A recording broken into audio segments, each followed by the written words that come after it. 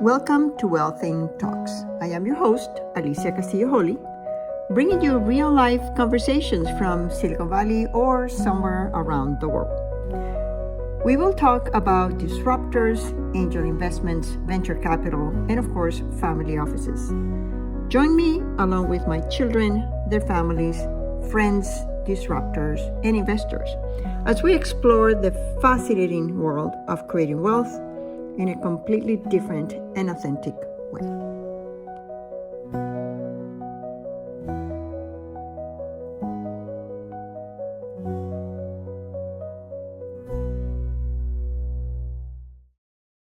Hello, everyone, and welcome to another Wealthing podcast. It is my absolute pleasure and delight to introduce you to Sandra Velasquez, the CEO and founder of Nopalera. Sandra, thank you so much for being here with us.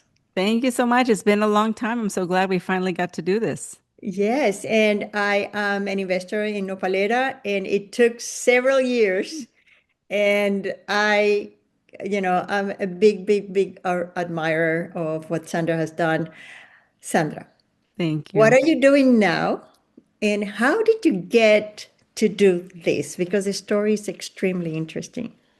Yes. Well, now, in this moment, I'm in the process of scaling my company. We are now a global team of 17. But just not that long ago, a few years ago, I was by myself. I was a company of one. I had maybe a few contractors. And all I had was really a big vision and an American Express card to build this brand called Nopalera that I envisioned would exist in the market to really change the perception of the value of Latino goods. There was no premium Latina beauty brands in the market. And why? Why is this? Because we are the biggest consumers of beauty. And so to me, it's what I call the brown space opportunity in the market in beauty and consumer. And how I got there was just pure, vision, willpower, self-belief, a bit of delusion. And because I didn't have any contacts in beauty, I had to enroll in formulation school. I became a chemist essentially because I didn't know how else I was going to get this brand off the ground if I didn't make it myself. And so it's been a very long, hard journey, literally starting from zero and starting from the outside. But here we are, several years later, and really happy to have, people like you in my orbit and on the cap table. And now it's just the stakes keep getting higher, as you know. Yeah, yeah. You reach a level and you continue going up. At least my life has been like a ladder. So I spent a time indulging and said, "Oh, this is so great! Look what I've done!" And then I hit a wall, and I'm like, "Okay, I have no idea how I'm going to overcome this obstacle, but let's just do it." And I see that in you, and I have just such admiration for your approach to life and to your company in general. But what does Nopalera sells?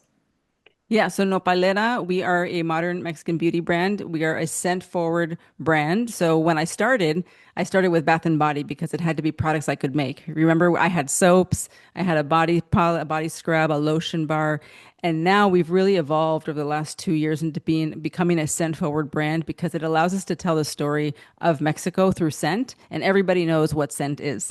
Not everybody knows what the nopal is, which is what I learned the hard way. Like 3 years of educating people about the nopal, I realized, oh my God, what did I sign myself up for here? And so we sell fragrances, clean, it's all clean beauty. So it's formulated to the Credo Clean standard. So we omit, thousands of ingredients in our formulas to make sure that they're safe for, they don't disrupt your hormone systems, they don't disrupt, your health, the environment.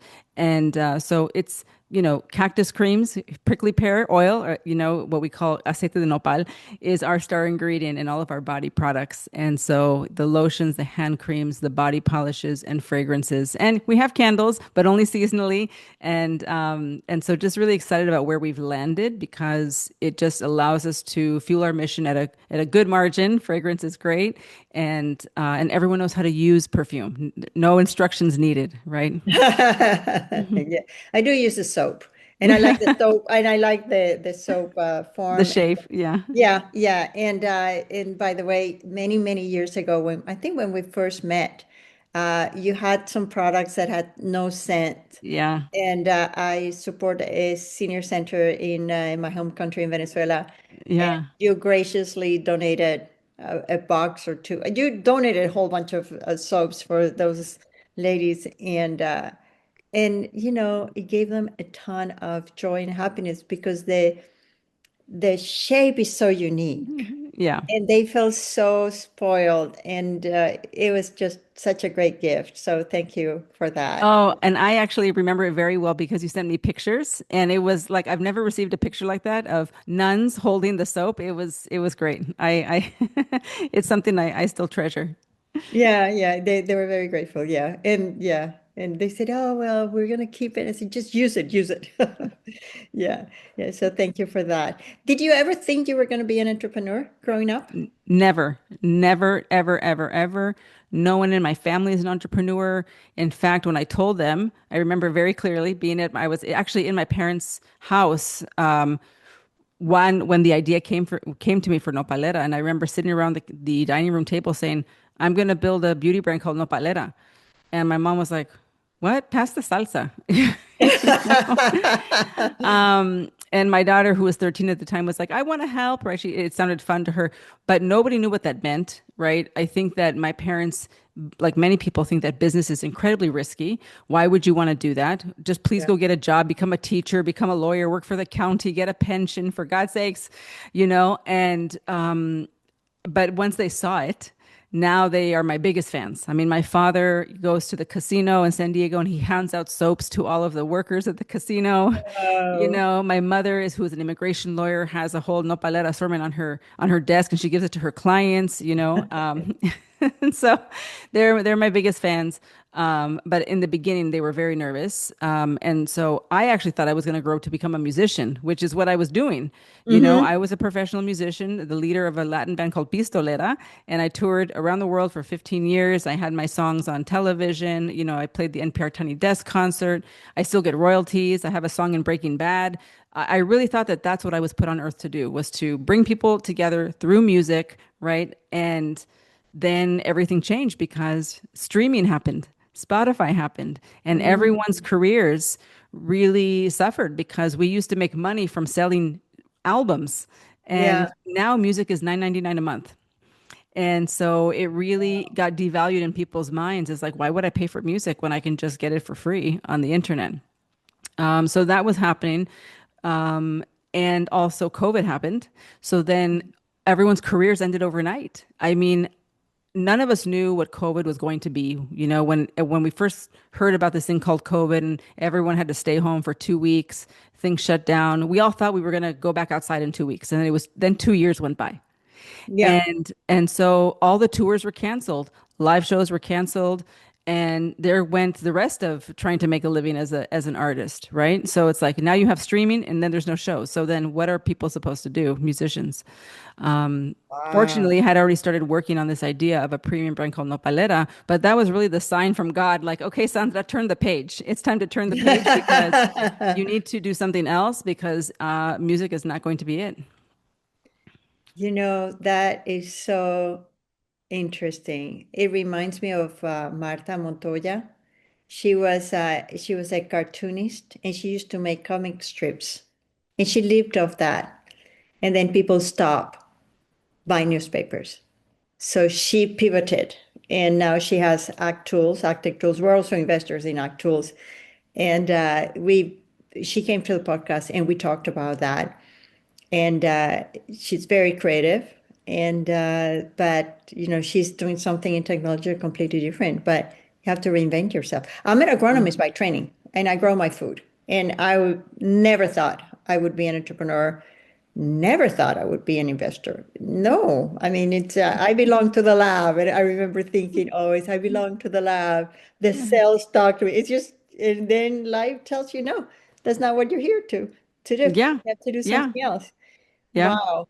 Yeah, yeah. I did know that you had been a musician. I can't wait to listen to your music, to your. Still on Spotify. You can still find me on YouTube and on Spotify. I'll find you on YouTube. I don't have Spotify, but yeah, Okay. that Good for that's good. you. Yeah, yeah. Well, good for you.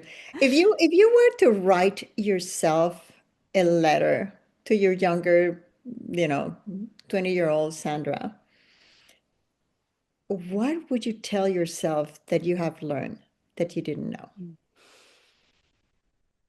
I mean, I think that I would tell myself, you're going to figure it out, because when you're 20, you have an idea of what your life is and who you are.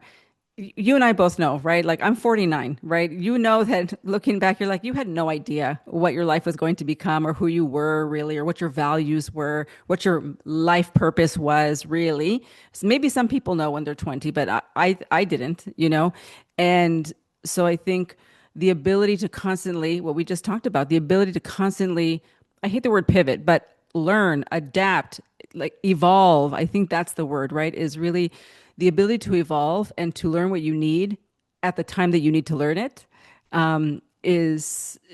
is overwhelming. When if you had told me 20 years ago, Sandra, you're gonna raise millions of dollars from investment banks and you're gonna build a beauty brand, I would have said, there's no way. I have no idea how to do that. How am I gonna know how to do that? But I learned what I had to learn in the moment that I had to learn it, and so I think telling my younger self, like, you're going to figure it out because that is actually one of my greatest skill sets. Hmm. Whatever I need to learn to do, I will learn to do it when I need to. And so what I've learned is so much, but I think the only regrets that I have in my life, Alicia, are allowing myself to be disrespected. And so, staying in situations too long, staying in jobs too long, staying in relationships too long. And so I think what I would tell my younger self is, like, it's okay to let things end. It's okay to move on. It's okay to quit. It's okay to say goodbye. Like, you don't need to hold on. Like, there's no trophy, there's no award for staying and enduring in something that is not going to serve you. Wow. I get goosebumps with that. There's so many people need to learn that and need to listen. And it's not, how do you make those decisions? Those are very difficult decisions. Very difficult decisions. And I think that now, as you get older, you realize that you have to respect yourself first before Hmm. you expect others to. Hmm. And so you staying in a situation that is not serving you, that is harming you in some way, that is devaluing you in some way, is you disrespecting yourself. And so you owe it to yourself to do what's best for you, and without worrying about what are people going to think, who's going to judge you, who's going to be mad. I think so many of us stay in situations because we're concerned about judgment.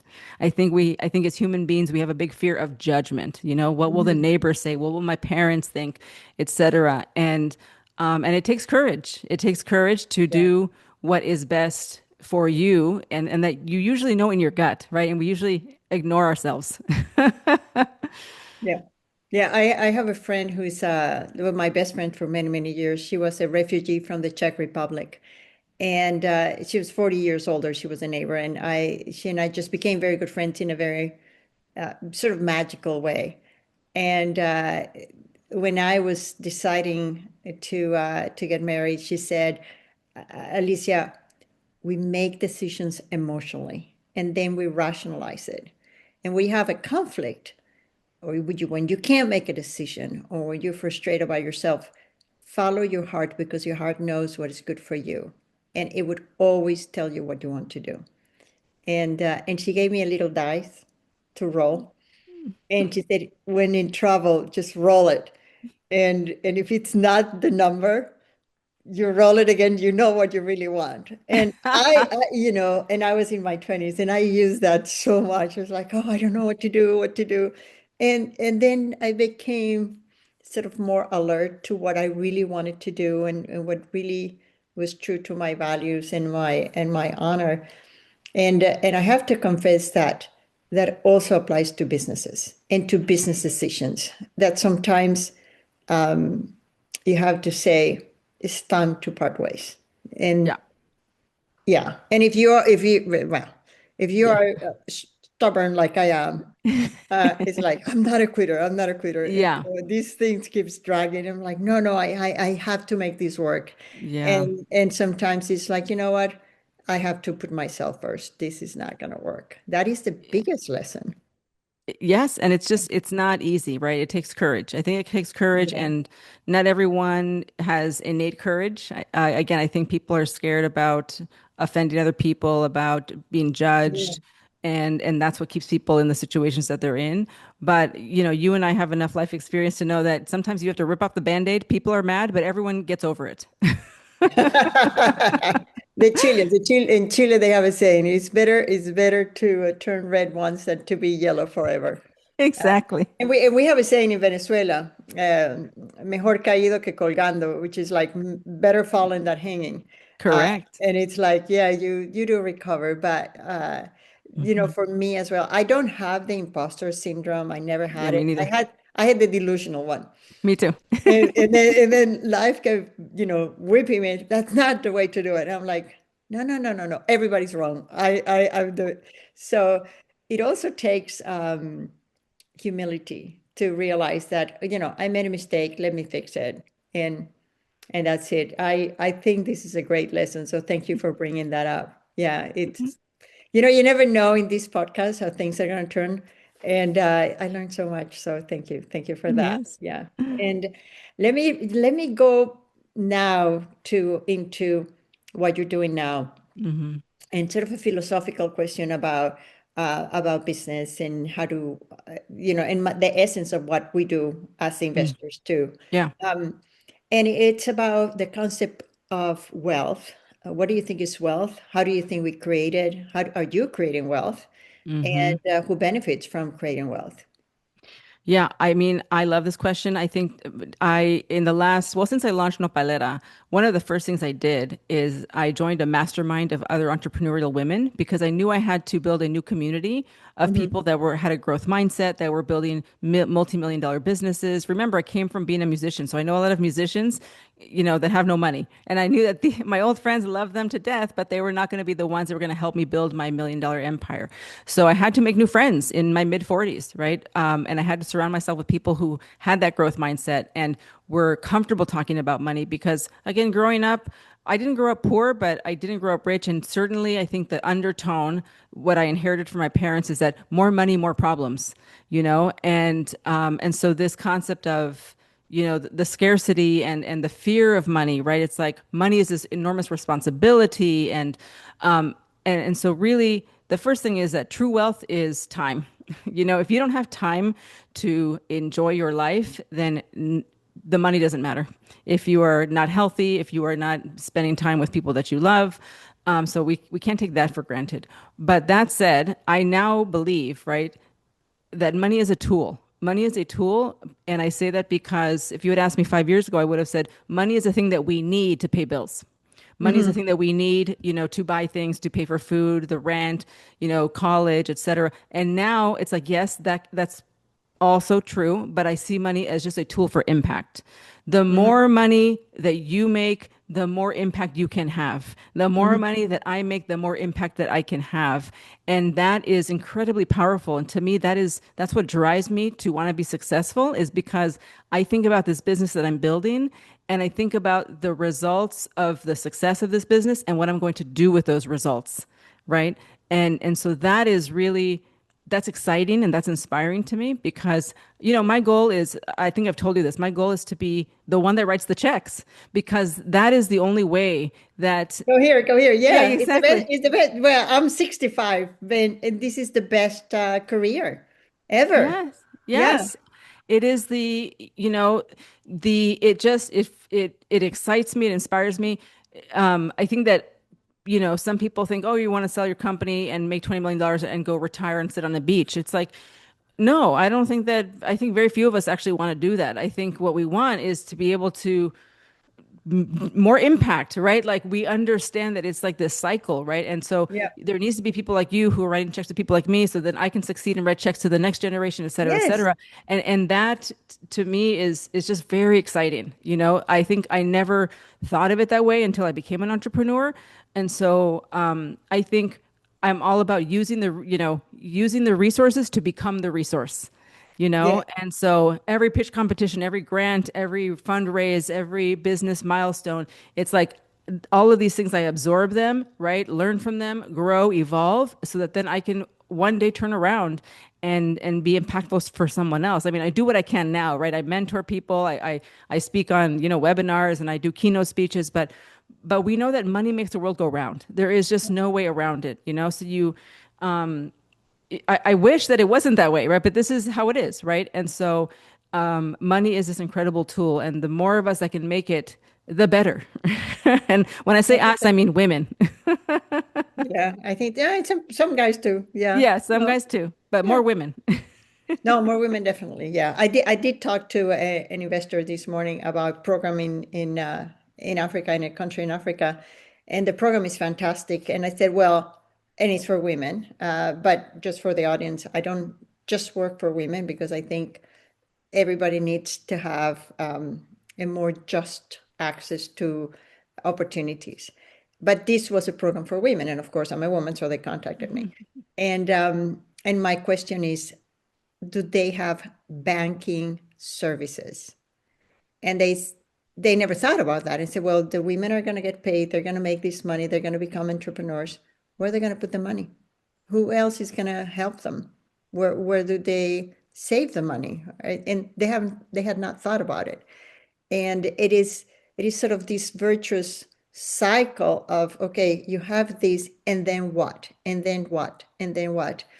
And what I have learned is that, money is a tool. I like you say, I agree with that. Money is a tool. We don't need money. We need things, and we use money to pay for that. And I don't think money gives us happiness, but I think it gives us choices. And I want more people to have choices, and I think we can have a more solid democracy and societies in general if we give people the choice to earn their own money and to save and to be treated with honor and respect Yeah. based on their own effort when they can do that. So I hope you, well, I don't hope, I'm sure you're going to become an investor, which is the best thing that you can do when you run a Yes. business. Yeah, Yeah. I'm very, very excited to hear that. And I'm here to co-write checks with you Yeah. when that Yes. happens too. Yeah. Please. That's so Yeah, exciting. yeah, That's very yeah, exciting. yeah. No, and we have a lot of common friends that we share deals. And we got you through Laura, and Laura was in the podcast too. So that's pretty cool. And let me just start wrapping up with a question that, in my opinion, is a very deep spiritual question. When I was 13, I fell off a horse and I was in coma and I died, but I didn't die completely. And I woke up a few days later. And and then I was very aware that you only have life when you have it. So living in the present and making sure that I do my best for as long as I'm alive. And then my question to you is, have you thought about who is Sandra when Sandra is no longer here? What Mm-hmm. is your legacy? Mm-hmm. What's going to happen with this gift that you have that is life when you're no Yes. longer here? I love it. And just so you know, I don't know if it's because my father was a homicide detective and my mother was an immigration lawyer, but we talked about death a lot in my Oh my goodness. family. We talked about death a The lot in my surprises family. of the podcast. Yeah. But so I think about this all the time. I actually call it deathbed wisdom. It's like, okay, pretend you're at the end. Like what have you learned? What is it that you want to impart? What are you do you have, like what are you taking with you, if anything? What memories and so really for me, I really feel that and I feel I can say this confidently now because I used to think my purpose was writing songs. And, then I realized it's not about the music, it's about the impact. And so I can comfortably say that my purpose in life is to inspire others to live to their full potential. And I'm doing that through the business that I'm building. And so people, I mean, I get messages all the time and it brings me great joy because not from an ego perspective, but because, okay, my purpose is happening now, right? It's not happening in the future. It's happening right now. Even though I'm still building, right? I haven't exited yet. People still, other Latina founders are still like, they look up to what we've built, right? They're inspired by, how far I've come because they know my story and they are inspired to step into their full potential. And that brings me great joy, right? And so really what I want for all of us or for everyone is for everyone to step into their full potential because I think a lot of people leave it on the table, right? And they kind of live in a box and they're confined by other people's judgments and, what they think they should be doing versus what, listening to themselves and following their passions and their delusions like we have. And so that's what I hope that the lasting impact is from the brand that I've built, from the things that I've done, is that people take from that story like, yes, you can do that. So can I. Yeah. Wow. I love that. You can do that, and so can I. That is a wonderful message. Sandra, thank you so much for being with us today and spending your time and your wisdom and your products and your investment opportunity with me in particular and our club. How do people contact you? What is the best way to reach out to you and to buy Yeah. Nopalera? Oh, thank you so much. Well, yes, I'm all over the internet. So you can find me on LinkedIn. You can find me on Instagram. I'm very responsive. I'm an open book. You can find Nopalera, at our website, nopalera.co. Or again, if you're in Mexico, Ulta Mexico. If you're in the Middle East, Ulta Middle East. We're in Mecca, Australia. Australia. We saw you in Australia. We Okay, saw your Mecca, product. Yeah. Australia. Yeah. Or, Ulta USA online for now. So, we're global at this point. So you can find us. Okay. Thank you. Thank you. Well, I hope you enjoyed this very inspiring podcast. I met Sandra several years ago when she started Nopalera. It was too early for us. And like a true driven entrepreneur, she kept us updated. And out of the blue, one day she said, "We're closing the round. Why don't you take a look now?" 2 or 3 years after we first met. And I love her story. She's extremely driven, and I now love her passion. So just following her last words, if I can do it, you can too. Thank you for being with us. This is your host, Alicia Castillo Holley, and I'll see you in the next episode. Thanks for tuning in to our Wealthing Talks. I hope you've enjoyed this conversation. To stay connected, visit us at wealthing.com. This is Alicia Castillo Holley, your host, and until next time, yours in Wealthing.